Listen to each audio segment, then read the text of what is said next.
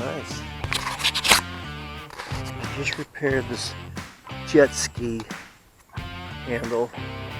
I had a JB Weld right here, this piece of another part of another jet ski right there on the corner. It's been epoxied in, and over here I had epoxy a big chunk in.